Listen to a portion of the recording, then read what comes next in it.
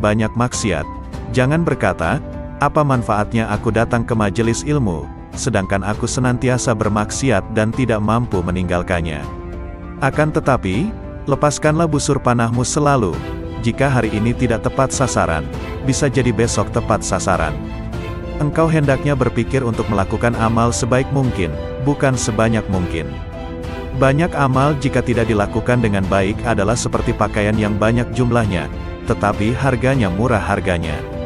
Sedangkan sedikit amal tetapi berkualitas, dikerjakan dengan baik, adalah seperti sedikit pakaian tetapi mahal harganya. Amal yang berkualitas, dikerjakan dengan baik, adalah seperti sebuah intan berlian, kecil bentuknya tetapi mahal harganya. Orang yang menjadikan hatinya selalu ingat kepada Allah Subhanahu wa Ta'ala dan berjuang untuk melindungi hatinya dari pengaruh hawa nafsu, maka itu lebih utama daripada banyak melakukan salat dan puasa sunnah, tetapi hatinya dikuasai hawa nafsu. Orang yang melakukan salat dengan hati lalai adalah seperti seseorang yang menghadiahkan 100 peti kosong kepada seorang raja. Tentunya sang raja akan marah dan selalu mengingat perbuatan buruknya ini. Sedangkan orang yang salat dengan hati yang hadir, khusyuk, adalah seperti seorang yang menghadiahkan sebutir intan berlian 100 dinar kepada seorang raja. Sang raja pun akan mengingat dan memujinya selalu. Suatu perbuatan paling berbahaya yang harus kamu waspadai adalah dosa-dosa kecil. Sebab, ketika berbuat dosa besar, engkau menyadari bahayanya dan segera bertobat. Tetapi, terhadap dosa-dosa kecil, engkau seringkali meremehkannya dan tidak bertobat darinya. Engkau seperti seorang diselamatkan oleh Allah Subhanahu wa Ta'ala dari kejaran seekor harimau, pemisalan dosa besar, tetapi kemudian bertemu dan diterkam oleh 50 ekor serigala, pemisalan dosa kecil.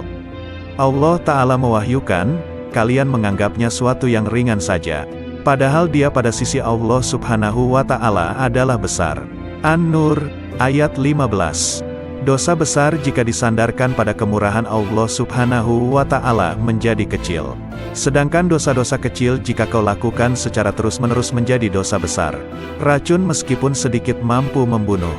Dosa kecil itu ibarat percikan-percikan api. Sebuah kota, dan pada hakikat api yang berkobar berasal dari percikan-percikan api kecil. Ukurlah dirimu dengan salat. Jika ketika salat engkau tidak memikirkan segala sesuatu selain Allah Subhanahu wa Ta'ala, maka berbahagialah. Tetapi, jika tidak demikian, maka tangisilah dirimu setiap kali kau gerakkan kakimu menuju salat. Pernahkah engkau melihat seorang kekasih tidak ingin bertemu kekasihnya? Allah Ta'ala mewahyukan, sesungguhnya salat akan mencegah dari perbuatan-perbuatan keji dan mungkar. Al-Ankabut, ayat 45. Barang siapa ingin mengetahui kedudukannya di sisi Allah Subhanahu wa Ta'ala, maka ia perhatikan bagaimana salatnya, ia kerjakan dengan tenang dan khusyuk, atau dengan tergesa-gesa dan lalai. Jika salat tersebut ternyata kau lakukan dengan lalai dan tergesa-gesa, maka taburkanlah pasir ke wajahmu. Seseorang yang duduk bersama penjual parfum akan mencium aroma wanginya. Sedangkan salat adalah sebuah ibadah yang seakan-akan kita sedang duduk bersama Allah Subhanahu wa Ta'ala. Jika engkau duduk bersama Allah Subhanahu wa Ta'ala, tetapi tidak memperoleh apa-apa, itu tandanya dalam hatimu terdapat penyakit, entah itu kesombongan, berbangga diri atau ketidaksopanan. Allah Subhanahu wa Ta'ala mewahyukan, aku akan memalingkan orang-orang yang menyombongkan dirinya di muka bumi tanpa alasan yang benar dari tanda-tanda kekuasaanku. Al-A'raf, ayat 146. Selepas salat ia tidak pantas bergegas, tergesa-gesa untuk meninggalkan tempat salatnya. Akan tetapi, hendaknya dia berzikir kepada Allah Subhanahu wa Ta'ala dan beristighfar memohon ampun kepadanya atas segala kekurangan yang ia lakukan di dalam salatnya. Berapa banyak salat yang tidak layak untuk diterima Allah Subhanahu wa Ta'ala, tetapi setelah engkau beristighfar memohon ampun kepadanya atas salat tersebut, Allah Subhanahu wa Ta'ala kemudian menerimanya. Dahulu Rasulullah Shallallahu Alaihi Wasallam selepas salat beristighfar sebanyak 3 kali. Sesungguhnya orang yang bermaksiat kepada Allah Subhanahu wa Ta'ala adalah dia yang tidak mengenal siksanya, dan orang yang tidak taat kepadanya adalah dia yang tidak mengetahui pahala yang Allah sediakan. Andai kata mereka melihat siksa neraka, tentu mereka tidak akan lalai. Dan andai kata mereka melihat berbagai kenikmatan yang disediakan Allah Subhanahu wa Ta'ala bagi penghuni surga, tentu sekejap pun mereka tidak akan meninggalkan ibadah. Jika engkau berteman dengan para pecinta, menyeretmu untuk mencintai dunia. Jika engkau berteman dengan para pecinta akhirat, maka mereka akan membawamu untuk mencintai Allah Subhanahu wa Ta'ala. Jika kau ingin bermaksiat kepada Allah Subhanahu wa Ta'ala, maka lakukanlah di tempat di mana Dia tidak melihatmu dan dengan kekuatan yang tidak berasal darinya, dan kedua hal ini mustahil dapat kamu lakukan, sebab semua yang kau gunakan untuk bermaksiat adalah nikmatnya. Kau gunakan nikmat yang Ia anugerahkan untuk bermaksiat kepadanya. Bahkan kau sangat ahli bermaksiat dalam berbagai bidang. Terkadang engkau menggunjing, terkadang mengadu domba dan terkadang memandang yang haram.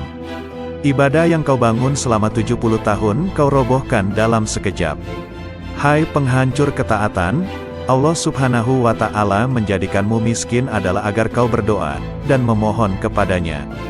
Hai orang yang menenggelamkan nafsunya dalam berbagai keinginan jahat dan maksiat, andai saja kau beri nafsumu hal-hal yang mubah, tidak berdosa dan tidak berpahala. Mengapa engkau tidak mencintai Dia yang ketika kau berbuat buruk kepadanya, justru memberimu berbagai nikmat dan bermurah kepadamu? Jika ingin membersihkan air, maka akan kau singkirkan segala hal yang dapat mengotorinya. Anggota tubuhmu ini seperti selokan-selokan yang bermuara ke hati.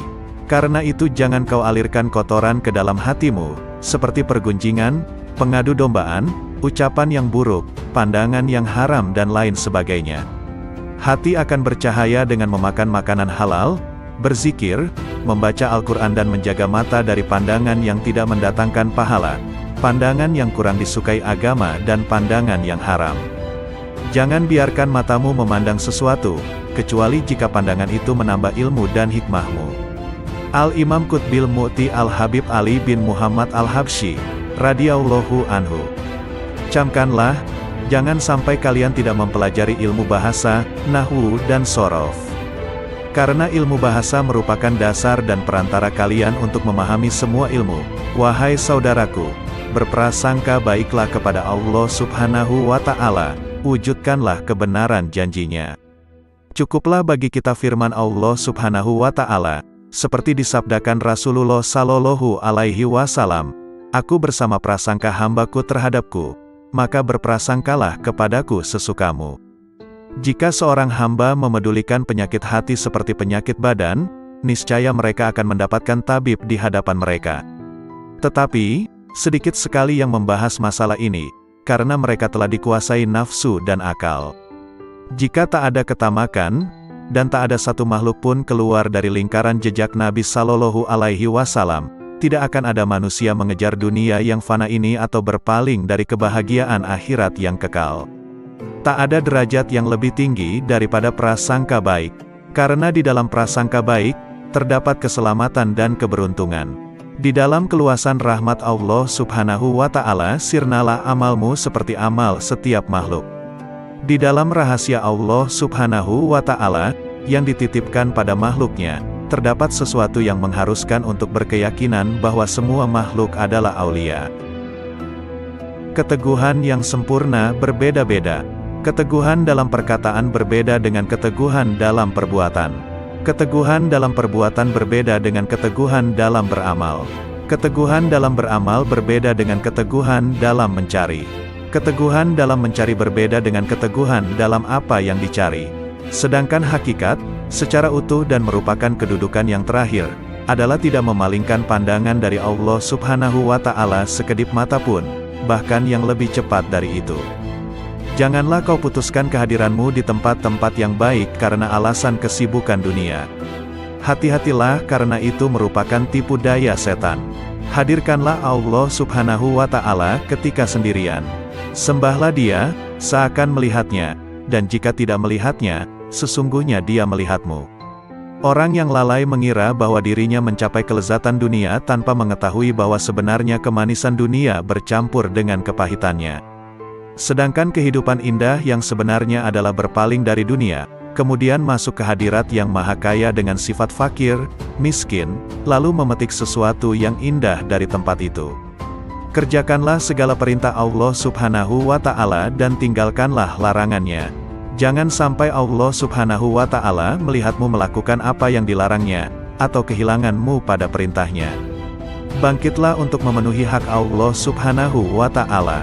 Bersemangatlah melakukan sesuatu yang membuat para salaf mulia. Cabutlah ketajaman dari sarung pedang tabiatmu yang membelah akar cinta dari asalnya.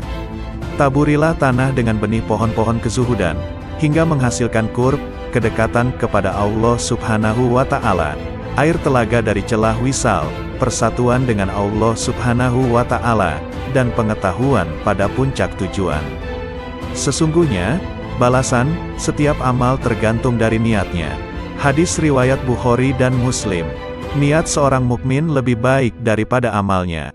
Sudah menjadi sifat seorang mukmin untuk menetapkan berbagai amal yang agung dan berusaha mengamalkannya, padahal dia hanya mampu mengamalkan sebagian darinya. Sebagai contoh adalah orang yang berniat menggunakan semua nafasnya, waktunya, untuk membaca wirid, zikir atau untuk berpikir. Ternyata dia hanya mampu menggunakan sebagian waktunya saja. Apa yang telah dia kerjakan itu baik, tapi niatnya tersebut lebih baik dari amal yang telah dia kerjakan. Syekh Salman Al-Farisi, radhiyallahu anhu. 3 kelompok manusia yang membuatku heran hingga tertawa. 1. Orang yang senantiasa mengangan-angankan dunia, padahal kematian selalu mengejarnya. 2. Orang yang lalai, padahal semua perbuatannya tidak akan dilalaikan, akan dibalas. 3. Orang yang tertawa, padahal dia tidak tahu, Allah Subhanahu wa Ta'ala yang maha memelihara alam semesta, murka atau ridha kepadanya. Hati dan jasad adalah seperti seorang tunanetra, orang buta, dan seorang lumpuh memasuki sebuah kebun. Si lumpuh berkata kepada sang tunanetra, "Aku bisa melihat buah-buahan yang ada di kebun ini tetapi tidak dapat memetiknya, karena aku lumpuh. Kau tidak dapat melihatnya, tetapi kau tidak lumpuh, gendonglah aku." Sang tunanetra menggendong si lumpuh, dan memetik buah-buahan tersebut, kemudian mereka memakannya. Ruh dan jasad bekerja sama untuk berbuat maksiat kepada Allah Subhanahu wa Ta'ala, maka keduanya layak mendapat siksa. Syekh Harits Al-Muhasibi, radhiyallahu anhu. Saudaraku, kuperingatkan kau agar tidak sombong. Ingatlah bahwa Allah Subhanahu wa Ta'ala senantiasa mengawasimu. Oleh karena itu jangan sekali-kali menghina seseorang atau menolak kebenaran yang disampaikan kepadamu. Allah Subhanahu wa Ta'ala murka kepada seseorang yang bersikap demikian dan ia akan merendahkan mereka yang menyombongkan diri. Bagaimana kau dapat menghina seorang muslim, padahal kau tidak pernah tahu bagaimana akhir usiamu dan usianya kelak? Di samping itu kau juga tidak mengetahui, kelak engkau akan masuk mana, surga atau neraka. Jika mau bersikap jujur, maka yang paling pantas untuk kau hina adalah dirimu sendiri. Sudahkah kau teliti keburukan-keburukan dirimu dan kekotoran jiwamu yang tidak diketahui orang lain, sehingga kau sucikan hati orang lain dan kau cela dirimu sendiri? Sesungguhnya kau dilarang untuk memuliakan dan menyucikan dirimu sendiri. Perbuatan ini haram bagimu. Jika kau lakukan, kelak di hari kiamat kau akan berada di bawah telapak kaki orang-orang yang kau hina di dunia. Renungkanlah ini dan memohonlah kepada Allah Subhanahu wa Ta'ala untuk menolongmu menghapuskan kesombongan dari hatimu. Semoga Allah Subhanahu wa Ta'ala melindungi kita semua dari sifat sombong ini. Al-Imam Al-Qut Al-Habib Abdullah bin Muhsin Al-Ettas, radhiyallahu anhu. Keramat Empang Bogor. Berziarahlah kamu kepada orang-orang soleh, karena orang-orang soleh adalah obat hati. Sebaik-baiknya teman adalah Al-Quran, dan seburuk-buruknya teman adalah syaitan. Bermaksiatlah sepuas kamu pasti kamu akan mati, dan beramal solehlah sepuas kamu pasti kamu akan mati. Orang yang buta bukan orang yang melihat banyaknya harta, akan tetapi, yang disebut orang buta, adalah orang yang tak mau melihat ilmu agama. Al-Imam Al-Qut Al-Habib Ahmad bin Hasan Al-Atta, radhiyallahu anhu. Insya Allah ucapanku yang kau tulis dan kumpulkan akan memberikan manfaat yang besar. Dan usahamu ini lebih bermanfaat dan langgeng daripada mencatat karomah-karomah yang terjadi. Karomah yang berlangsung pada saat itu saja dan akan dilupakan dengan berjalannya waktu. Namun manfaat ucapanku ini insya Allah Ta'ala akan abadi. Orang yang menghargai ucapanku belum datang, mereka adalah orang-orang masa depan. Sesungguhnya terlalu memfasih-fasihkan bacaan adalah bid'ah. Andai kata salaf membaca Al-Quran seperti mereka yang suka memfasih-fasihkan bacaannya, tentu mereka tidak dapat menghatamkan Al-Quran dalam semalam. Imam Ghazali juga pernah berkata bahwa hudur dan khusyuk dalam membaca Al-Quran tidak mungkin dapat dirasakan oleh orang yang membaca Al-Quran dengan terlalu memfasihkan huruf dan memberi tekanan berlebihan pada tashhid-tashhidnya. Andai kata kalian curahkan seluruh konsentrasi kalian untuk merenungkan makna rahmat, pujian, rububiyah, kekuasaan Allah Subhanahu wa Ta'ala, Al-Malik, penghambaan, permohonan hidayah, Shirotol Mustaqim yang ada dalam Fatihah, maka itu lebih baik. Jika kau membaca ayat sajadah dan pada saat itu kau berada di tempat yang tidak layak untuk sujud, maka bayangkanlah seakan-akan dirimu berada di tempat yang mulia, seperti Masjidil Haram atau masjid-masjid lainnya. Setelah itu sujudlah dengan hatimu. Syekh Abdul Qadir Al-Jailani dalam bukunya yang berjudul Al-Gunyah mengatakan, jika aku berdiri mengerjakan sholat, maka bayangkanlah seakan-akan kau sedang menghadap Ka'bah dan saksikanlah Ka'bah itu dengan hatimu.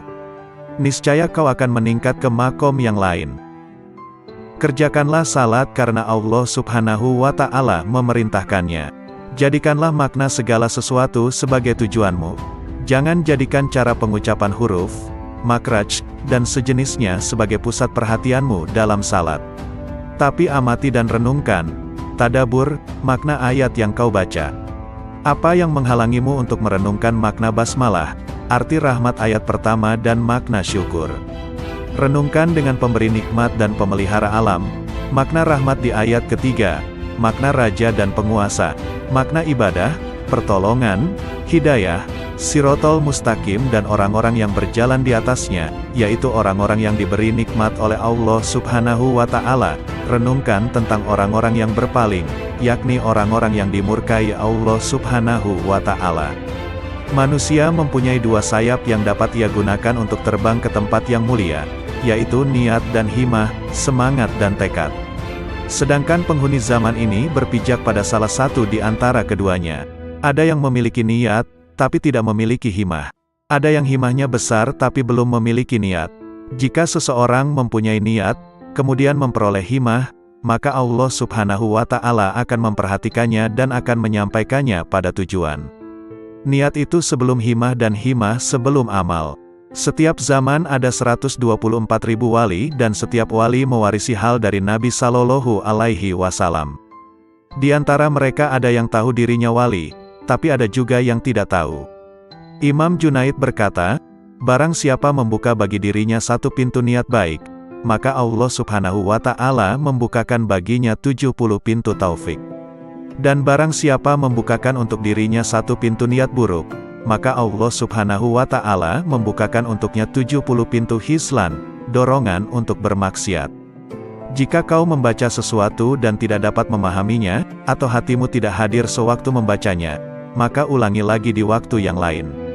Sebab setiap waktu memiliki rahasia yang berbeda. Hati manusia seperti Baitul Ma'mur.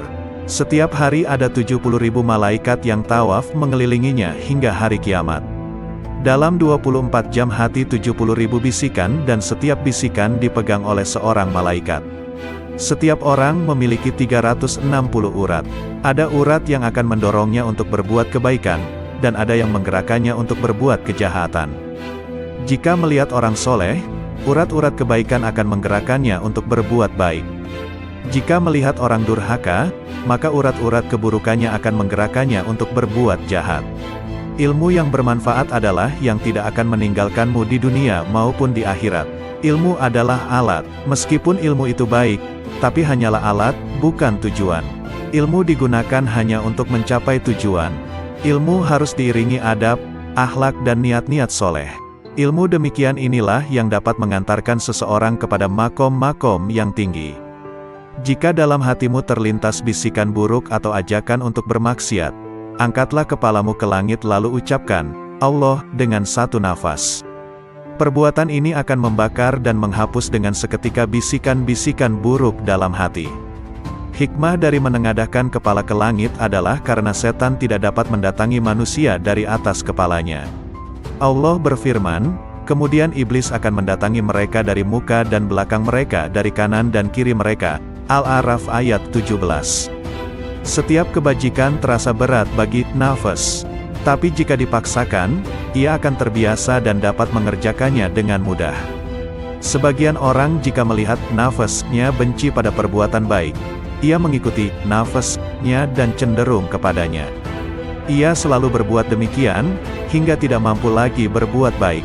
Akhirnya, hatinya menjadi keras. Sebenarnya jika hati mau menghadap Allah Subhanahu wa Ta'ala, Allah Subhanahu wa Ta'ala akan menghadap kepadanya.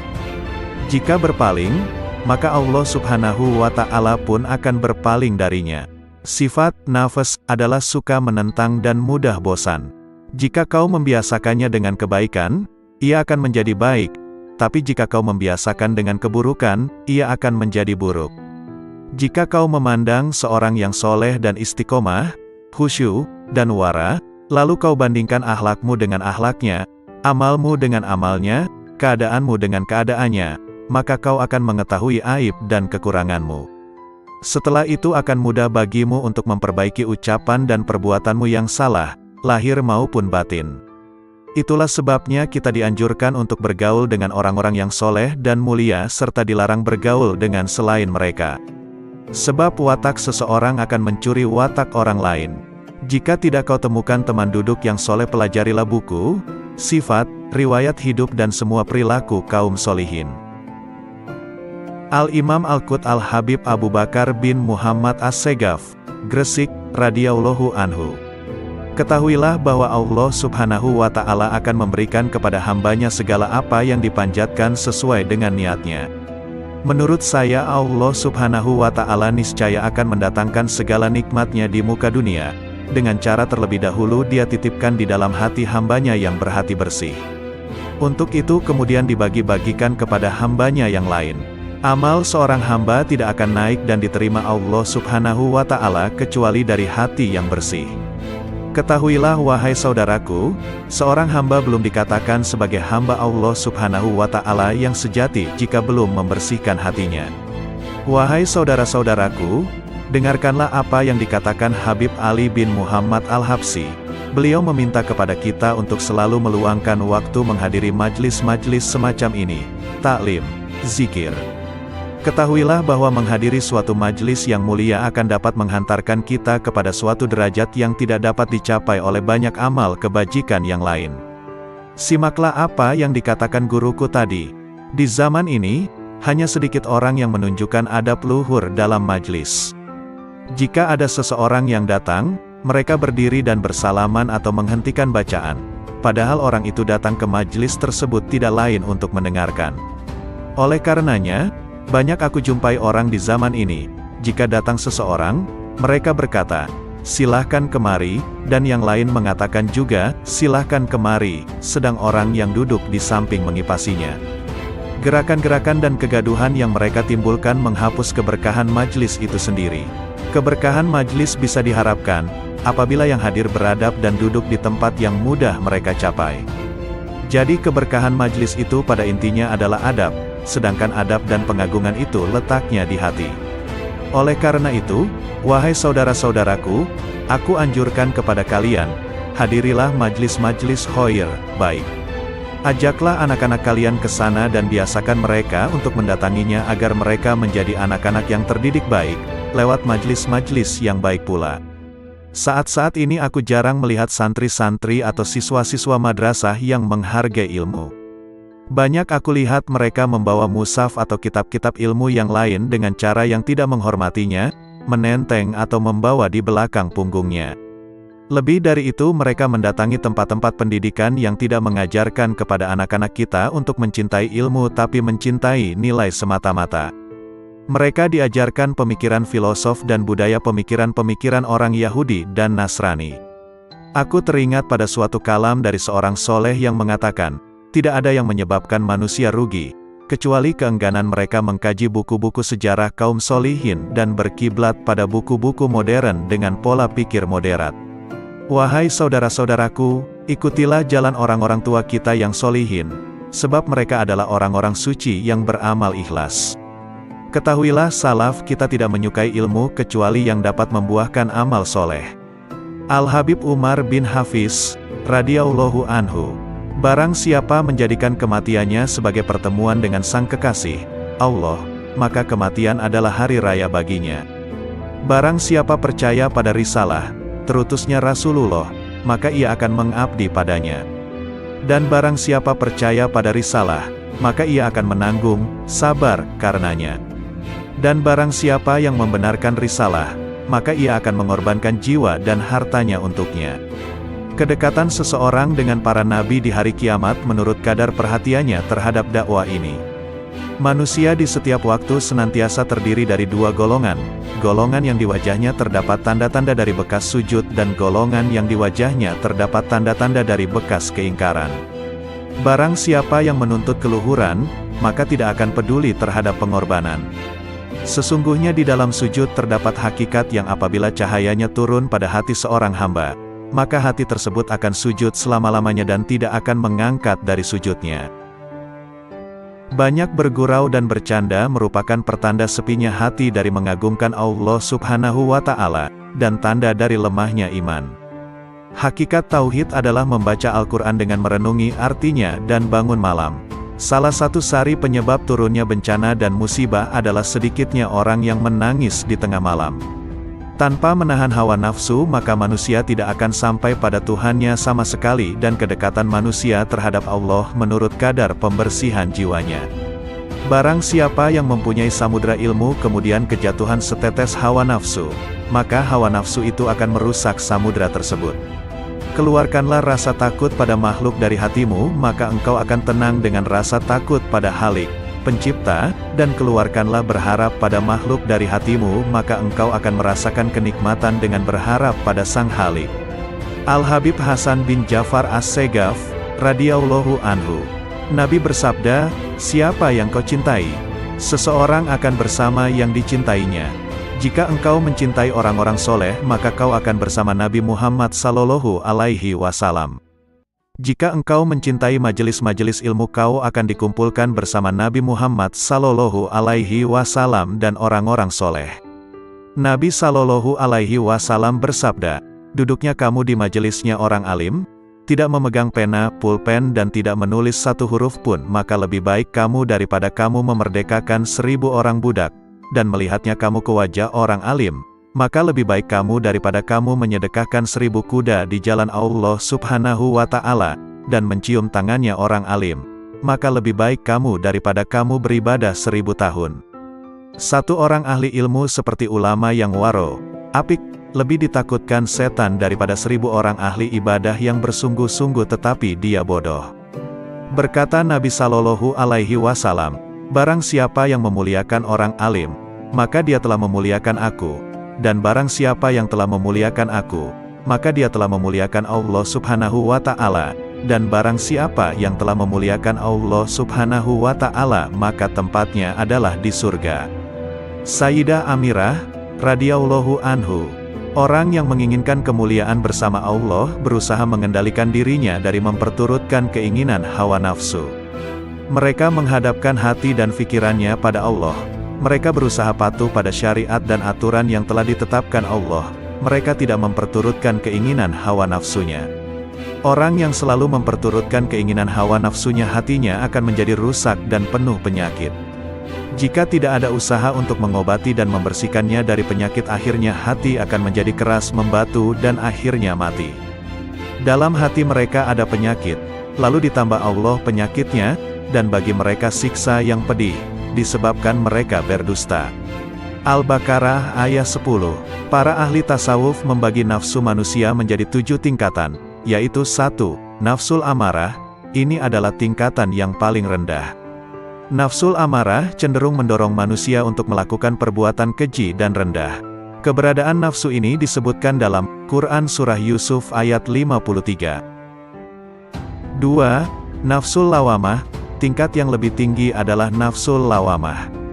Nafsu ini sering mengkritik dan menyesali tindakan yang tidak patut yang dilakukan atas dorongan nafsul lawamah.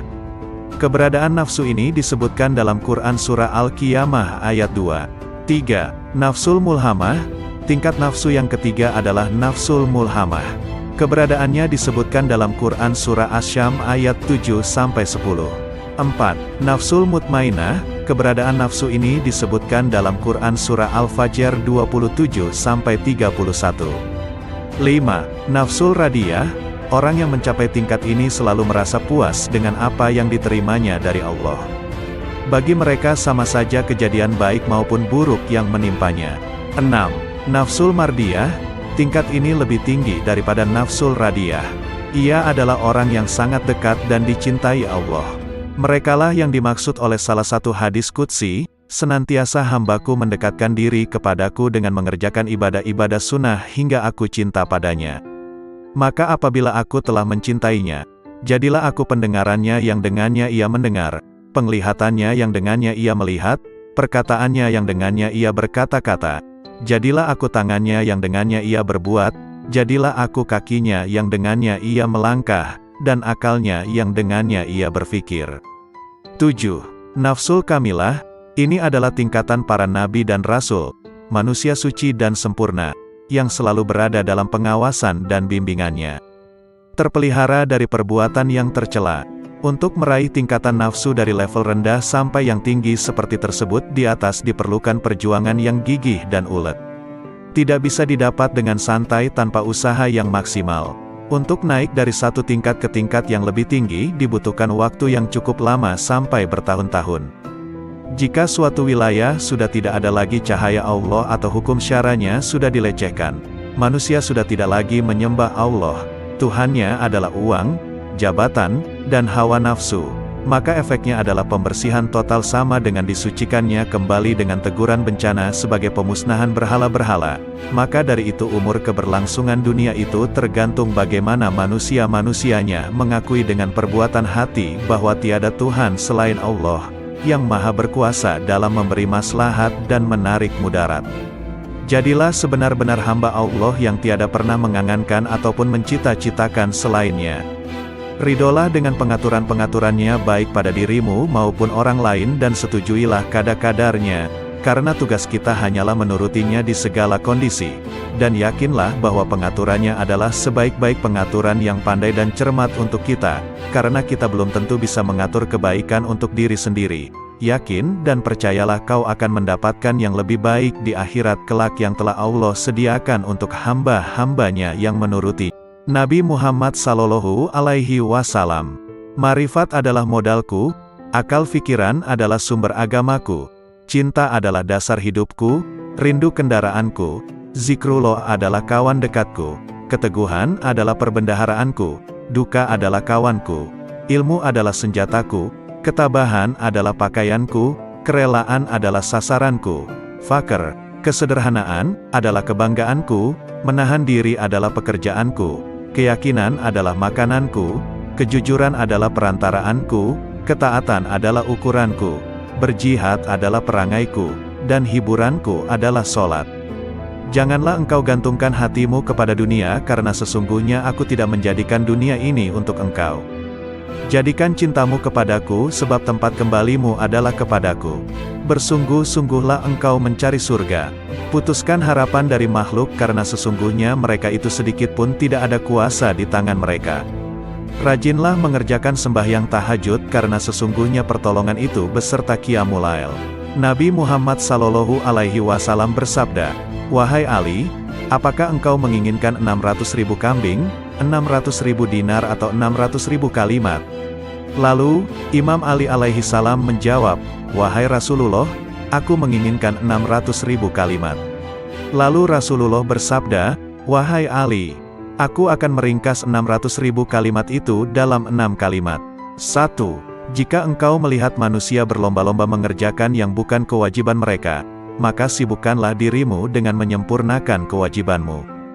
2. Jika engkau melihat manusia berlomba-lomba dalam urusan dunia, maka sibukkanlah dirimu dengan urusan akhirat. 3. Apabila manusia sibuk mengurusi aib, celah, orang lain, maka uruslah aibmu sendiri. 4. Jika manusia saling memperindah dunianya, maka hiasilah akhiratmu. 5. Dan jika engkau melihat manusia sibuk dengan memperbanyak amal, maka beramallah yang ikhlas. 6. Dan ketika engkau melihat manusia menjadikan makhluk sebagai perantaranya, maka jadikanlah Allah sebagai perantaramu. Sesungguhnya orang yang paling dibenci di hadapan Allah Ta'ala ialah orang yang ditinggalkan Allah Ta'ala bersendirian. Ia tersesat dari jalan yang benar dan bergerak tanpa petunjuk. Apabila ia dipanggil kepada perkebunan dunia ini, ia giat. Tetapi apabila ia dipanggil ke perkebunan akhirat, ia enggan serta bertangguh.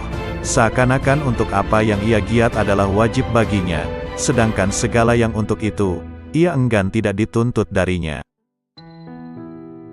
Sayyidina Ali bin Abi Thalib karamallahu wajahu.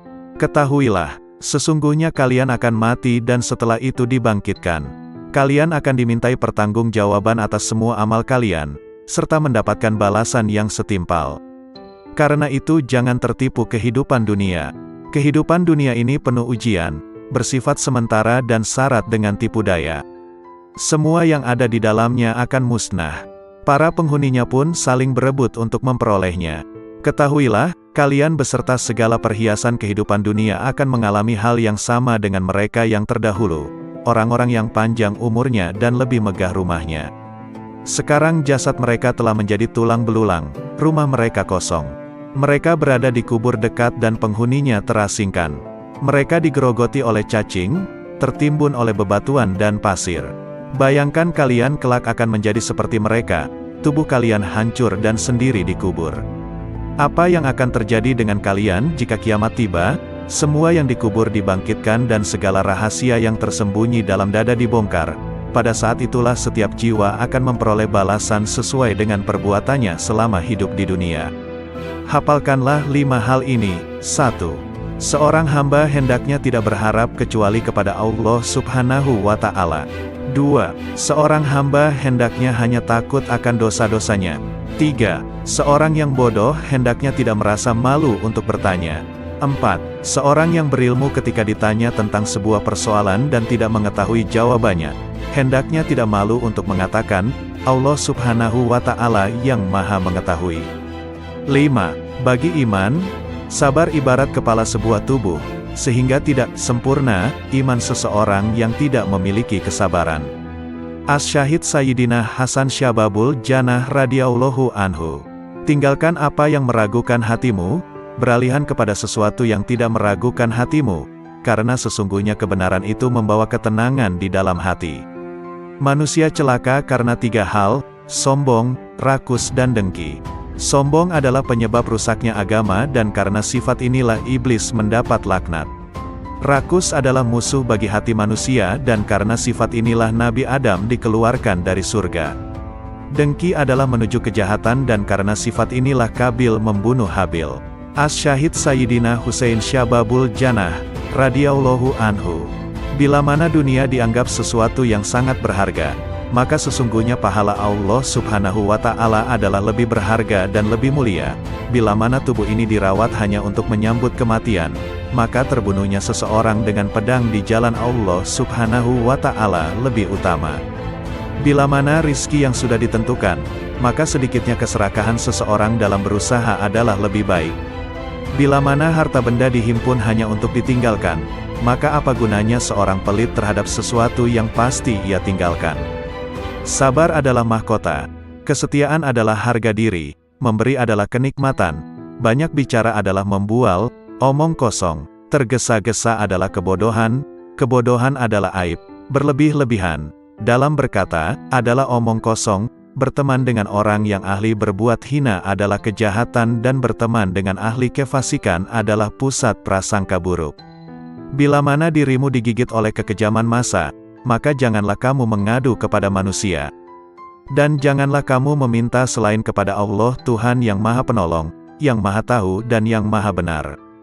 Karena seandainya kamu hidup dan kamu telah berkeliling dari belahan barat sampai ke belahan timur, maka tentu kamu tidak menemukan seorang pun yang mampu membuat orang lain bahagia atau sengsara. Syekh Al-Imam Ibrahim bin Adham radhiyallahu anhu. 10 pesan Ibrahim bin Adham. 1. Kalian mengenal Allah tetapi kalian tidak menunaikan haknya. 2. Kalian mengaku mencintai Rasul-Nya, tetapi kalian meninggalkan sunnahnya. 3. Kalian membaca Al-Quran, tetapi kalian tidak mengamalkan isinya. 4. Kalian banyak diberi nikmat karunia, akan tetapi kalian tidak mensyukurinya.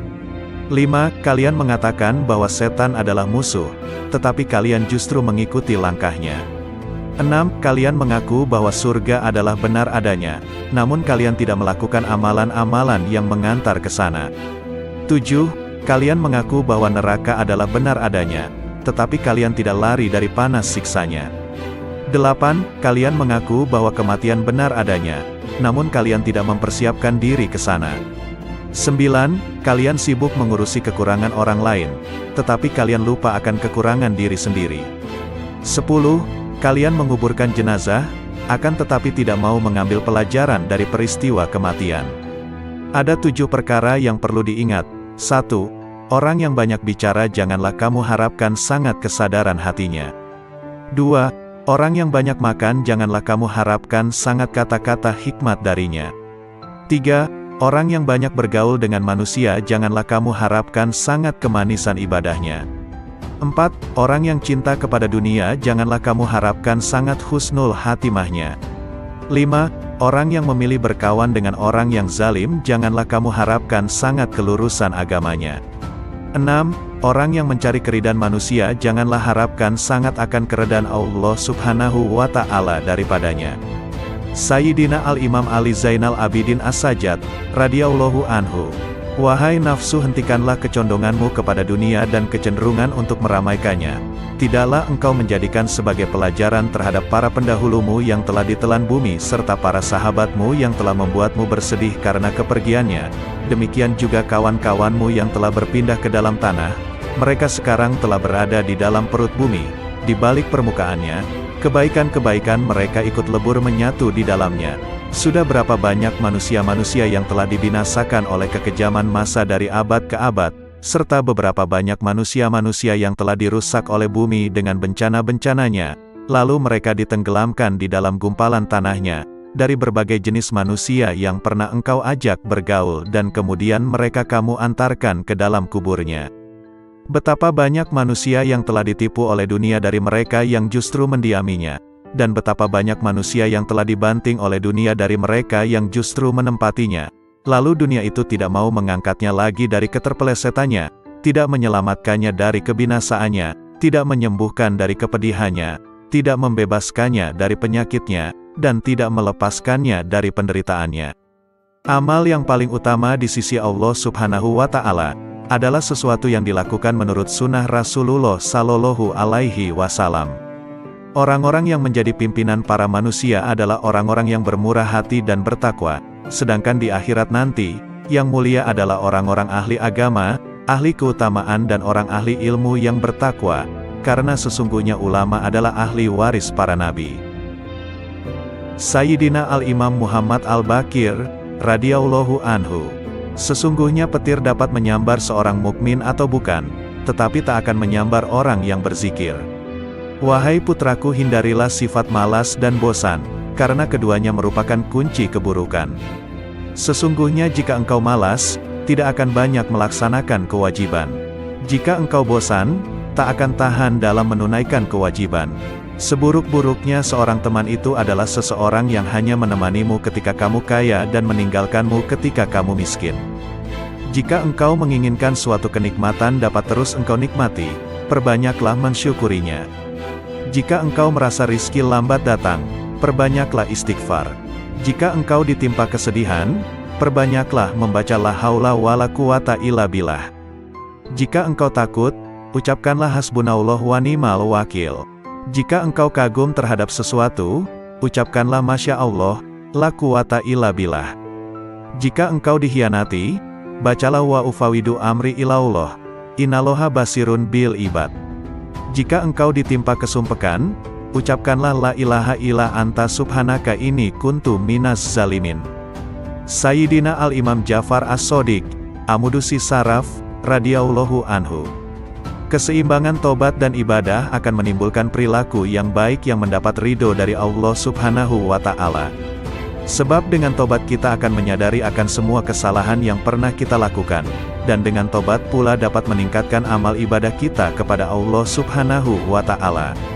Sesuai sabda Rasulullah, apabila Allah menghendaki seseorang menjadi baik, maka dia membuatnya menyadari akan kesalahan-kesalahannya. Tiada bekal yang lebih utama daripada takwa, tiada sesuatu yang lebih baik daripada diam, tiada musuh yang lebih berbahaya daripada kebodohan, tiada penyakit yang lebih parah daripada berbohong. Jika engkau mendengar suatu kalimat dari seorang muslim, maka bawalah kalimat itu pada sebaik-baiknya tempat yang engkau temui. Jika engkau tidak mampu untuk mendapatkan wadah tempat kalimat tersebut, maka celalah dirimu sendiri. Barang siapa yang menjaga hatinya dari kelalaian berzikir, melindungi dirinya dari jerat syahwat, serta menjaga akalnya dari penyimpangan, dia akan dikelompokkan ke dalam golongan mereka yang hidup hatinya. Kemudian bagi mereka yang menjaga diri dari memanfaatkan ilmu pengetahuan yang dimilikinya untuk kepentingan pribadi, yang memelihara keimanannya dari bid'ah-bid'ah yang merusak, serta memelihara hartanya dari sesuatu yang haram, maka dirinya akan dikelompokkan ke dalam golongan orang-orang yang soleh. Jika engkau menjumpai sesuatu yang tidak engkau sukai dari perbuatan saudaramu, maka carilah satu, atau bahkan sampai 70 alasan, untuk membenarkan perbuatan saudaramu itu.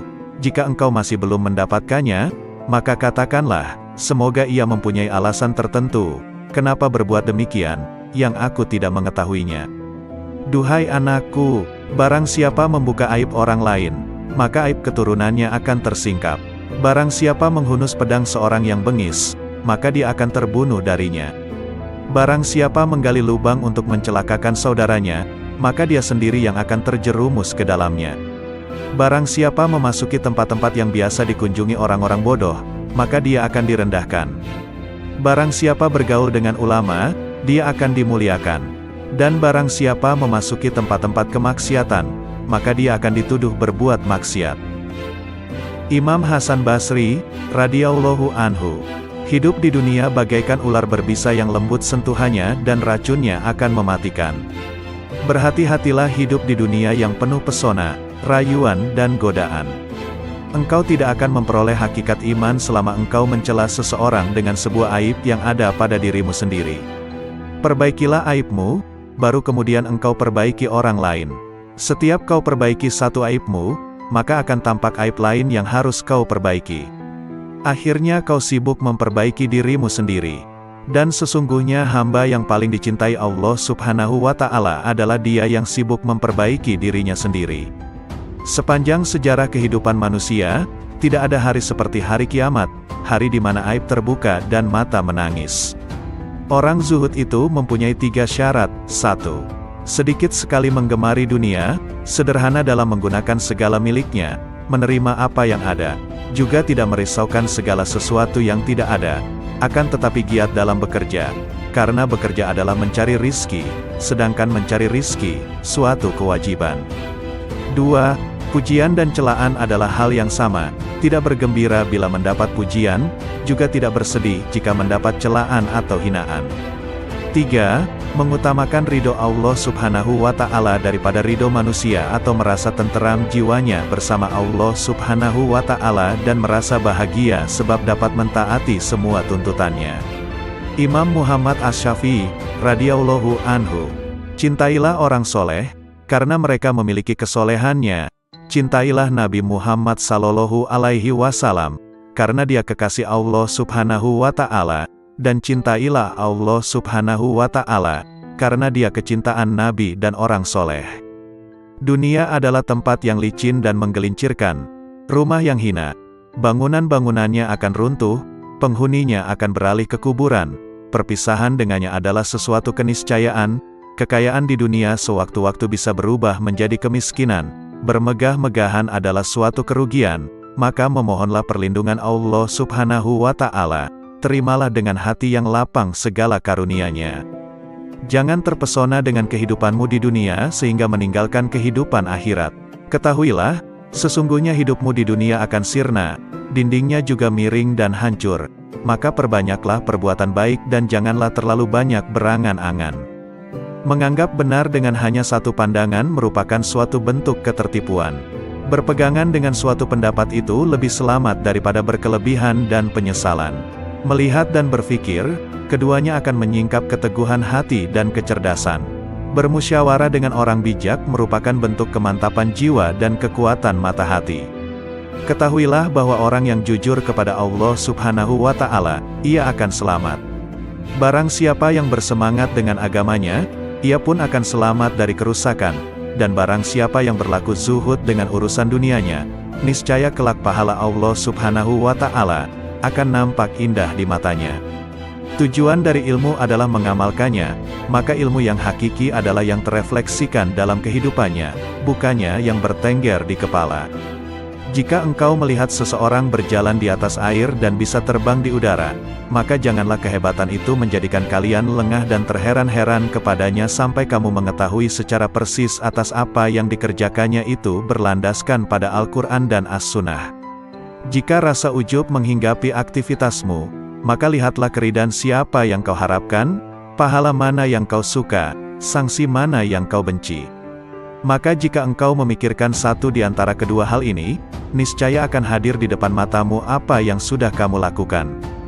Bid'ah itu terbagi menjadi dua macam, segala sesuatu yang baru dan tidak sejalan dengan Al-Quran, Sunnah, Atsar, Ijma itu merupakan bid'ah dalalah, bid'ah yang sesat. Sementara jika sesuatu yang baru itu tidak berseberangan dengan Al-Quran, hadis, Atsar dan Ijma maka sesuatu yang baru itu disebut bid'ah hasanah, bid'ah yang baik. Barang siapa yang dipancing untuk marah, namun ia tidak marah, maka dia tak ubahnya keledai, dan barang siapa yang diminta keridoannya namun tidak ridho, maka dia adalah syaitan. Tawadu adalah perkara yang sangat diidam-idamkan. Orang yang paling tinggi kedudukannya adalah mereka yang tidak melihat kedudukannya sendiri. Akan tetapi tawadu di hadapan orang yang tidak bisa menghargai orang lain merupakan bentuk kezaliman terhadap diri sendiri. Dasar ilmu adalah kemantapan dan buahnya adalah keselamatan. Dasar wara, menjaga diri dari sesuatu yang meragukan, adalah qanaah, menerima karunia Allah Subhanahu wa Ta'ala dengan dada yang lapang, dan buahnya adalah ketenangan batin. Dasar kesabaran adalah keteguhan hati dan buahnya adalah kemenangan. Dasar suatu aktivitas adalah taufik, pertolongan Allah Subhanahu wa Ta'ala, dan buahnya adalah kesuksesan. Dasar tujuan akhir dari segala perkara adalah sidik, benar. Di antara orang yang tidak mempunyai harga diri adalah mereka yang dengan mudahnya memberitahukan usianya kepada orang lain. Karena kalau usianya lebih muda, tentu mereka akan menganggapnya rendah dan jika usianya lebih tua, tentu mereka akan beranggapan bahwa ia sudah pikun. Siapa yang merasa bahwa dalam dirinya terkumpul dua cinta, cinta dunia dan cinta kepada penciptanya, maka ia telah berdusta. Jika kalian melihat kitab yang di dalamnya ada catatan tambahan dan perbaikan, maka lihatlah kebenaran yang ada di dalamnya. Terimalah dariku 3 hal. 1. Jangan berbicara panjang lebar tentang sesuatu yang tidak baik perihal sahabat Rasulullah Sallallahu Alaihi Wasallam, karena kelak Rasulullah Sallallahu Alaihi Wasallam nantinya yang akan menjadi seterumu. 2. Janganlah kamu sibukkan dirimu dengan ilmu kalam. Sesungguhnya aku telah melakukan kajian dengan ahli ilmu kalam dan mereka telah melakukan taktil, meniadakan sifat Allah Subhanahu wa Ta'ala. 3. Dan janganlah menyibukkan dirimu dalam nujum, ramalan dengan bintang. Sayyidina Al-Imam Qutbil Rabbani Syekh Abdul Qadir Al-Jailani, radhiyallahu anhu. Hai orang-orang yang lalai, secara terang-terangan engkau menentang Allah Subhanahu wa Ta'ala yang maha benar dengan bermaksiat kepadanya tetapi merasa aman dari siksanya. Ketahuilah tak lama lagi rasa aman itu akan berubah menjadi ketakutan, masa luangmu menjadi kesempitan, kesehatanmu menjadi sakit, kemuliaanmu menjadi kehinaan, kedudukanmu menjadi rendah, kekayaanmu menjadi kemiskinan. Ketahuilah, rasa aman dari siksa Allah Subhanahu wa Ta'ala Azza wa Jalla yang akan kau peroleh di hari kiamat sesuai dengan rasa takutmu kepadanya di dunia ini. Sebaliknya, ketakutanmu di hari kiamat sesuai rasa amanmu dari siksa Allah di dunia. Sayangnya, engkau tenggelam di dunia dan terperosok ke lembah kelalaian, sehingga cara hidupmu seperti hewan. Yang kalian ketahui hanya makan, minum, menikah dan tidur. Keadaan kalian ini tampak nyata bagi orang-orang yang berhati suci. Rasa rakus terhadap dunia, keinginan untuk mencari dan menumpuk-numpuk harta telah memalingkan kalian dari jalan Allah dan pintunya. Hai yang ternoda karena ketamakannya, andai kata kau bersama penghuni bumi bersatu untuk mendatangkan sesuatu yang bukan bagianmu, maka kalian semua tidak akan mampu mendatangkannya. Oleh karena itu tinggalkanlah rasa tamak untuk mencari sesuatu, rezeki, yang telah ditetapkan untukmu, maupun yang tidak ditetapkan untukmu. Apakah pantas bagi seorang yang berakal untuk menghabiskan waktunya memikirkan sesuatu yang telah selesai pembagiannya? Tabir penutup kalbumu tak akan tersibak selama engkau belum lepas dari alam ciptaan, tidak berpaling darinya dalam keadaan hidup selama hawa nafsumu belum pupus, selama engkau melepaskan diri dari kemaujudan dunia dan akhirat, selama jiwamu belum bersatu dengan kehendak Allah Subhanahu wa Ta'ala dan cahayanya. Jika jiwamu bersatu dengan kehendak Allah Subhanahu wa Ta'ala dan mencapai kedekatan dengannya lewat pertolongannya, makna hakiki bersatu dengan Allah Subhanahu wa Ta'ala ialah berlepas diri dari makhluk dan kedirian, serta sesuai dengan kehendaknya tanpa gerakmu, yang ada hanya kehendaknya. Inilah keadaan fana dirimu, dan dalam keadaan itulah engkau bersatu dengannya, bukan bersatu dengan ciptaannya. Sesuai firman Allah Subhanahu wa Ta'ala, tak ada sesuatu pun yang serupa dengannya, dan dialah yang maha mendengar dan maha melihat. Anakku, pertama-tama nasihatilah dirimu, kemudian nasihatilah orang lain. Perhatikanlah dirimu, jangan mengurusi orang lain. Jangan mengurusi orang lain selama dalam dirimu masih ada sesuatu yang harus diperbaiki. Sungguh celaka, engkau mengetahui cara menyelamatkan orang lain. Engkau buta, bagaimana dapat menuntun orang lain? Hanya yang memiliki penglihatan tajamlah yang mampu menuntun umat manusia. Hanya orang yang mengenal Allah Subhanahu wa Ta'ala lah yang dapat mengembalikan manusia ke jalannya. Seseorang yang tidak mengenalnya, bagaimana dapat menuntun umat manusia ke jalannya? Kalian menghadiri majelis ilmu hanya untuk mencari jalan keluar bagi permasalahan duniawi kalian, bukan untuk mengobati penyakit hati. Kalian tidak mendengarkan nasihat para penceramah, tetapi meneliti kesalahan mereka, kemudian menghina dan menertawakannya.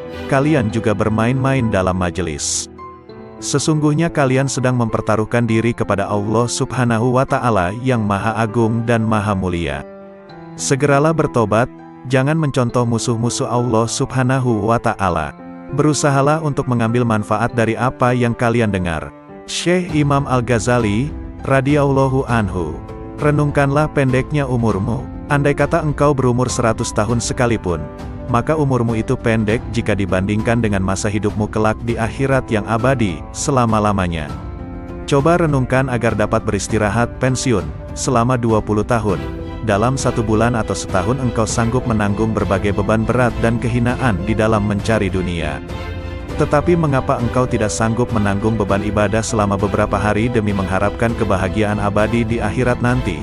Jangan panjang angan-angan, engkau nanti akan berat untuk beramal. Yakinilah bahwa tak lama lagi engkau akan mati. Katakan dalam hatimu, pagi ini aku akan beribadah meskipun berat. Siapa tahu nanti malam aku mati. Malam ini aku akan sabar beribadah. Siapa tahu besok aku mati. Sebab, kematian tidak datang pada waktu, keadaan dan tahun tertentu, yang jelas pasti ia datang. Oleh karena itu, mempersiapkan diri menyambut kedatangan maut lebih utama daripada mempersiapkan diri menyambut dunia. Bukankah kau menyadari betapa pendek hidupmu di dunia? Bukankah bisa jadi ajalmu hanya tersisa 1 tarikan dan hembusan nafas atau 1 hari? Setiap hari lakukanlah hal ini dan paksakan dirimu untuk sabar beribadah kepada Allah Subhanahu wa Ta'ala.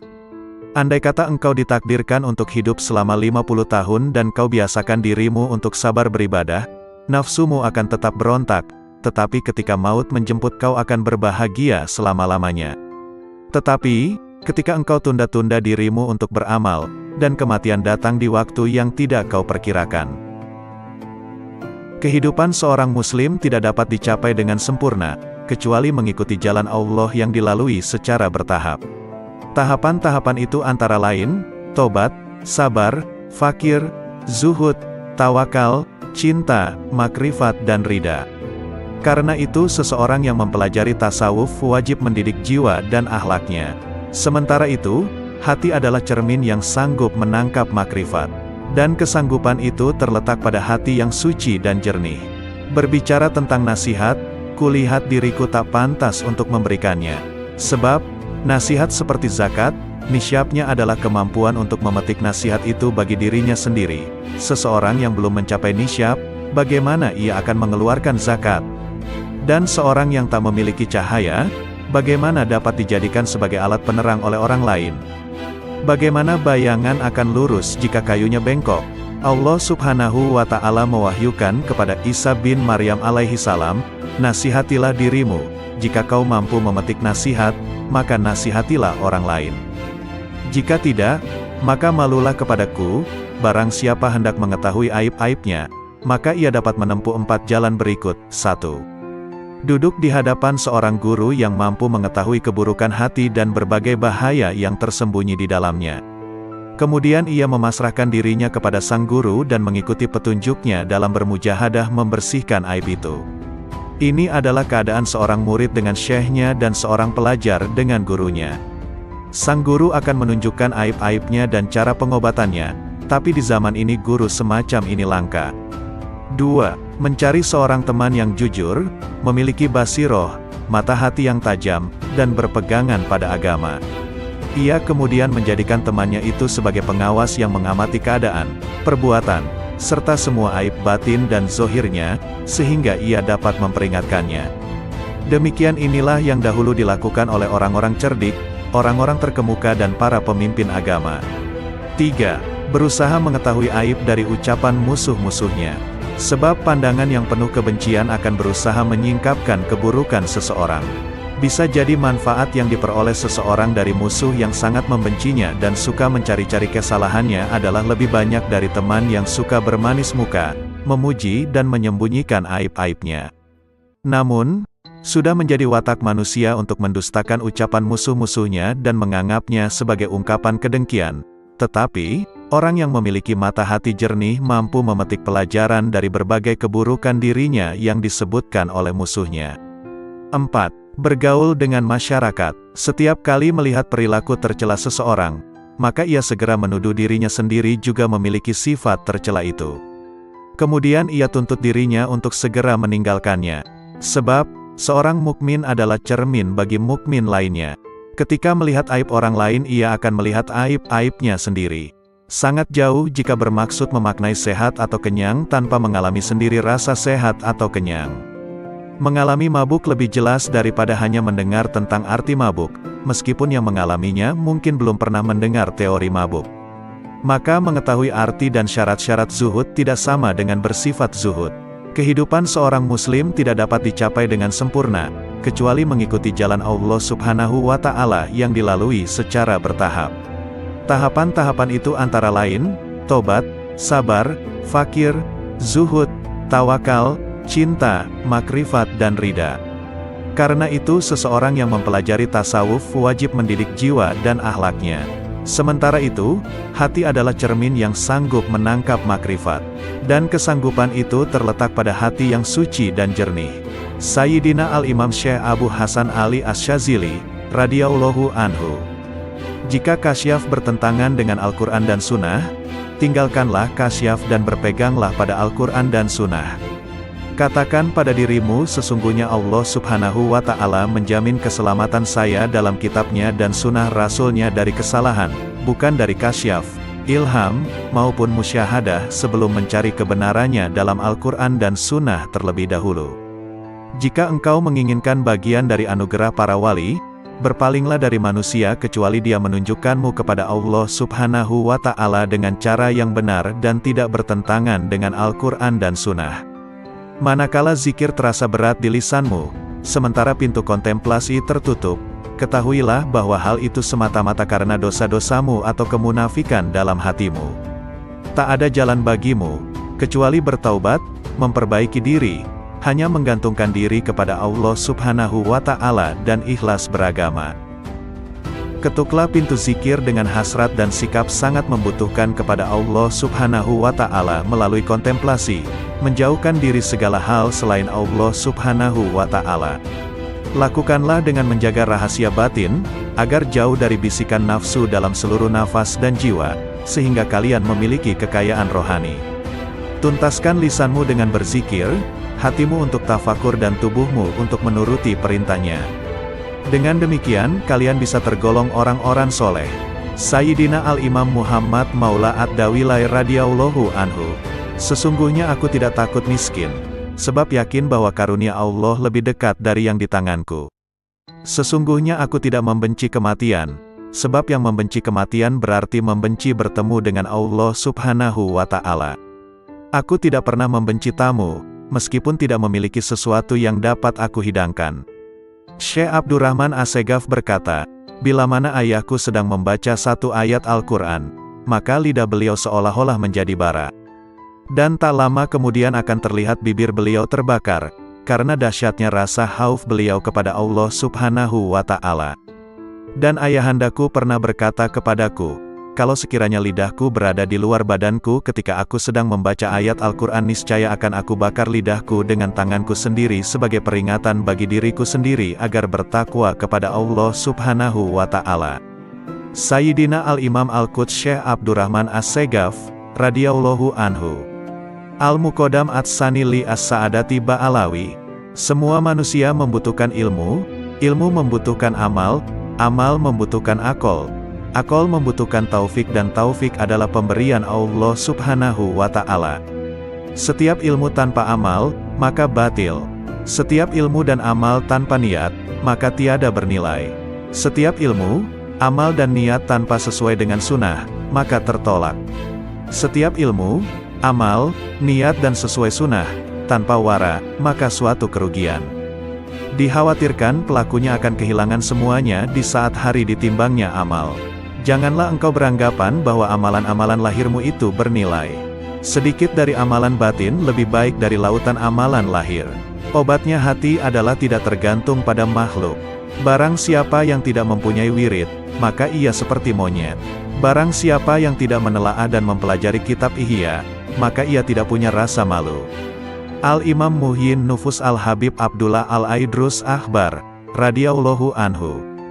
Di antara waktu yang bernilai tinggi, merupakan pembuka pembendaharaan ilahi, di antara zuhur dan asyar, maghrib dan isya, dan tengah malam terakhir sampai ba'da subuh. Sumber segala kebaikan dan pangkal segala kedudukan dan keberkahan akan dicapai melalui ingat mati, kubur dan bangkai. Keridhaan Allah Subhanahu wa Ta'ala dan Rasul-Nya terletak pada mutalaah, mempelajari dan memperdalam Al-Quran dan hadis serta kitab-kitab agama Islam. Meninggalkan dan menjauhi ghibah adalah raja atas dirinya, menjauhi naimah, mengadu domba, adalah ratu dirinya, baik sangka kepada orang lain adalah wilayah dirinya, duduk bercampur dalam majelis zikir adalah keterbukaan hatinya.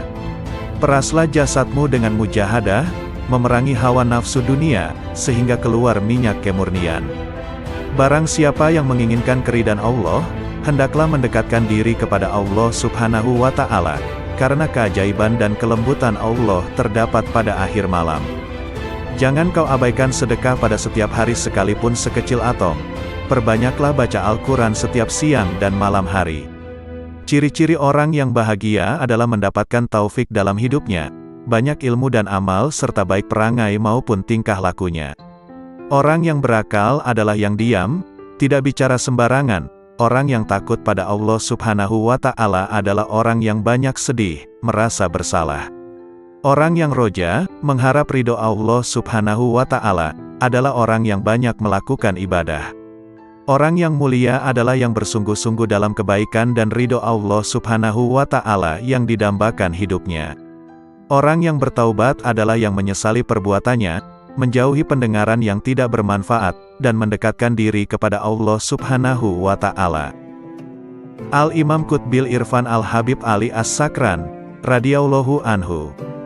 Barang siapa memiliki hubungan dengan orang-orang yang telah meninggal dunia dengan terbiasa menghadiahkan pahala membaca Al-Quran, zikir, doa, sedekah dan ibadah lainnya, maka kelak di kubur dia tidak akan merasa kesepian. Bahkan setelah meninggal dunia dia akan merasa senang. Dia seperti orang yang berkunjung ke rumah teman yang pandai menghibur dan selalu memuliakannya. Saudaraku, jangan tinggalkan satupun sunnah dan adab yang terdapat dalam syariat, tanpa uzur, alasan yang benar. Sebab, Abdullah bin Mubarak radhiyallahu anhu berkata, barang siapa meremehkan adab, akibatnya dia akan meninggalkan sunnah. Dan barang siapa meremehkan sunnah, akibatnya dia akan meninggalkan yang wajib, akibatnya dia tidak akan memperoleh makrifat. Rasulullah Shallallahu Alaihi Wasallam bersabda, maksiat merupakan utusan, kurir, kekufuran. Memandang remeh hal-hal yang makruh akan mendorong seseorang untuk berbuat yang haram dan meremehkan yang haram akan mendorong seseorang untuk kufur. Oleh karena itu, wahai saudaraku, dengan berlandaskan sunnah dan hukum-hukum syariat, biasakan dirimu untuk menentang dan tidak mengikuti keinginan nafsu. Curahkanlah semua tenagamu untuk berjuang mendapatkan keridhaan Allah Subhanahu wa Ta'ala dan kesuksesan di hari esok. Al-Imam Qutbil Anfas Al-Habib Umar Al-Ettas, radhiyallahu anhu. Sumber-sumber ilmu tidak akan berkurang sedikit pun dari generasi terkemudian, akan tetapi pada umumnya mereka datang dengan membawa wadah yang bocor, sehingga tidak memperoleh ilmu kecuali sedikit. Sebagian orang yang datang dengan membawa bejana yang dapat mencukupi dalam waktu sebulan.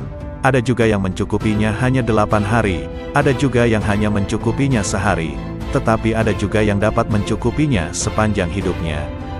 Dulu di antara manusia ada yang datang membawa pelita lengkap dengan minyak dengan koreknya, yakni dengan persiapan yang lengkap, sehingga gurunya dapat menyalakan. Tetapi kini banyak di antara mereka yang datang kepada gurunya, tetapi mereka tidak membawa apapun yang gurunya dapat menyalakan. Hendaknya orang-orang yang menghendaki keselamatan akhirat meninggalkan tidurnya, demi untuk mendapatkan siraman rahmat di malam hari. Hendaknya kalian senantiasa menghadirkan hati kalian kepada Allah Subhanahu wa Ta'ala dan hendaknya kalian bertawakal kepadanya sepenuh hati, sebab Allah Subhanahu wa Ta'ala mengetahui dimanapun kalian berada. Alangkah entengnya musibah dalam agama menurut kalian, padahal kalian tidak pernah menyatakan belasungkawa andai kata aku terlambat sholat berjamaah. Bila waktu sholat telah tiba, tinggalkanlah semua kegiatanmu, sebab Allah Subhanahu wa Ta'ala lebih pantas diperhatikan daripada yang lain. Janganlah terlalu peduli dengan dunia dan penghuninya dan janganlah merasa iri pula dengan pakaian atau makanan yang dimiliki oleh penghuninya. Yang dikatakan orang baik adalah seorang yang telah melewati pintu surga sampai masuk ke dalamnya. Perbanyaklah membaca istighfar dan alhamdulillah sebanyak mungkin setelah membaca maulud. Perbanyaklah baca istighfar dan solawat, karena keduanya adalah sebaik-baik zikir yang dapat menolong kesulitan di masa kini. Perhatikan kebiasaan baik yang engkau inginkan, wafat dalam kebiasaan itu, karena itu tetaplah dalam kebiasaan itu, dan perhatikanlah kebiasaan buruk yang engkau tidak inginkan wafat dalam kebiasaan seperti itu, karena itu jauhilah kebiasaan itu. Tentang sabda Rasulullah Shallallahu Alaihi Wasallam, seseorang ada kalanya beramal kebajikan-kebajikan sampai antara ia dengan surga hanya tinggal sejengkal, tetapi dalam ketentuan ilahi, ia ditetapkan sebagai penghuni neraka, sehingga ia melakukan perbuatan-perbuatan amal penghuni neraka, sampai ia masuk neraka. Seseorang ada kalanya beramal kejahatan-kejahatan sampai antara ia dengan neraka hanya tinggal sejengkal, tetapi dalam ketetapan ilahi, ia ditetapkan sebagai calon penghuni surga, maka ia beramal penghuni surga, sampai ia masuk surga. Pendapat Habib Umar Al-Atta tentang sabda Nabi Shallallahu Alaihi Wasallam di atas. Seseorang yang selalu mengerjakan amalan ahli surga, kebanyakannya akan masuk ke dalam surga, sebab perbuatan lahiriah adalah lambang perbuatan batiniah. Jika ia masuk ke dalam neraka, maka hal itu jarang sekali. Hal itu seperti orang yang jatuh dari tempat yang tidak terlalu tinggi. Tentunya orang itu tidak akan berbahaya. Demikian pula seorang yang melakukan amal-amal ahli neraka, kebanyakannya ia akan masuk ke dalam neraka, tetapi jika ia masuk ke dalam surga, maka hal itu jarang sekali terjadi. Hal itu seperti orang yang jatuh dari puncak gunung, kebanyakan akan wafat. Al-Imam Qutbil Irsyad wal Bilad Al-Habib Abdullah Al-Haddad, radhiyallahu anhu. Sesungguhnya aku tidak ingin bercakap-cakap dengan masyarakat, aku juga tidak menyukai pembicaraan mereka, dan tidak peduli kepada siapapun dari mereka. Sudah menjadi tabiat dan watakku bahwa aku tidak menyukai kemegahan dan kemasyhuran. Aku lebih suka berkelana di gurun Sahara. Itulah keinginanku, itulah yang kudambakan. Namun, aku menahan diri tidak melaksanakan keinginanku agar masyarakat dapat mengambil manfaat dariku. Ketahuilah, amal yang bernilai tinggi adalah amal yang dianggap kecil dan dipandang remeh oleh nafsu. Adapun amal yang dipandang mulia dan bernilai oleh nafsu, pahalanya dapat sirna, baik karena pelakunya, amalnya itu sendiri ataupun karena orang lain yang berada sekitarnya. Di zaman ini kita harus berhati-hati, sebab zaman ini adalah zaman syubhat. Para ulama menyatakan, tidak sepatutnya seorang yang berilmu bingung membedakan yang baik dan buruk. Sebab, kebaikan dan keburukan adalah dua hal yang sangat jelas. Setiap orang dapat membedakannya. Seorang berilmu ketika harus memilih satu di antara dua kebaikan atau dua keburukan, maka dia akan memilih kebaikan yang terbaik dan meninggalkan keburukan yang terburuk. Ikut langkah-langkah ulama salaf, ulama terdahulu, akan membuahkan kebaikan yang amat besar, walaupun si pengikut bukan tergolong ahli batin. Tetapi jika ia serasikan langkahnya dengan ulama salaf, maka ia akan mendapatkan seperti apa yang didapat oleh mereka para salaf solihin. Jika satu zaman itu rusak, maka wajiblah bagi mereka yang hidup di zaman itu, untuk mengikuti jejak langkah ulama salaf solihin. Jika tidak mampu menyamakan diri dengan mereka dalam setiap langkah, paling tidak hampir menyamai mereka, sebab setiap orang dalam kehidupan itu harus memiliki panutan, imam, sedang orang yang tidak memiliki panutan, imam, maka panutannya adalah setan. Seorang murid, pencari jalan menuju Allah, tidak boleh menyakiti hati gurunya karena belajar dan ilmunya tidak akan diberi berkah. Ada kalanya seseorang murid, pencari jalan menuju Allah, diuji dengan kemiskinan, kepapaan dan kesempitan dalam kehidupan. Maka hendaknya ia bersyukur kepada Allah Subhanahu wa Ta'ala, disebabkan dengan hal tersebut di atas dan harus beranggapan berprasangka bahwa takdir kehendak Allah menjadikan Anda miskin, papa dan susah serta sempit sebagai sebesar-besarnya kenikmatan karena dunia adalah musuh Allah. Anda harus bersyukur, maka Allah akan mengangkat derajatnya sama dengan para nabinya, para auliyanya dan hamba-hamba yang soleh. Ketahuilah bahwa rizki itu telah ditentukan dan telah dibagikan oleh Allah Subhanahu wa Ta'ala. Di antara hamba-hambanya ada yang diluaskan rezekinya dan dilapangkan kehidupannya, dan dikurangkan rizkinya menurut kebijaksanaannya. Bersifatlah qanaah, cukup, atas apa yang ditentukan Allah bagimu. Awas dan waspadalah dengan panjang angan-angan dan harapan tentang kehidupan di dunia, karena dunia akan menariknya untuk mencintai dunia, dan Anda akan terikat dengannya sehingga sukar untuk beribadat dan mengasingkan diri untuk menuju jalan akhirat. Aku tidak pernah melihat ada yang benar-benar memberi, selain Allah Subhanahu wa Ta'ala. Jika ada seseorang memberiku sesuatu, kebaikannya itu tidak meninggikan kedudukannya di sisiku, karena aku menganggap orang itu hanyalah perantara saja. Awas, jangan sekali-kali Anda mentaati syaikh, guru, itu hanya lahiriah semata, karena ketahuilah bahwa syaikh itu dapat melihat ketaatanmu padanya. Di belakangnya Anda membantah dan mendurhakai karena sangkaanmu, Anda sangka Allah tidak tahu kelakuanmu, sedangkan syekhmu itu dekat dengannya. Kalau Anda begitu akan mendapatkan kecelakaan, kesempitan dan kebinasaan. Bukankah Allah berjanji kepada barang siapa aku cintai maka penglihatannya adalah penglihatanku, pendengarannya adalah pendengaranku, mulutnya adalah mulutku, tangannya adalah tanganku dan kakinya adalah kakiku. Barang siapa memusuhinya atau menyakitinya, maka aku dan para malaikatku mengumandangkan perang terhadap dirinya. Persahabatan, pertemanan dan pergaulan memiliki pengaruh yang sangat kuat untuk membuat seseorang menjadi baik maupun buruk. Persahabatan dan pergaulan dengan orang-orang soleh dan berbudi membawa manfaat, sedangkan persahabatan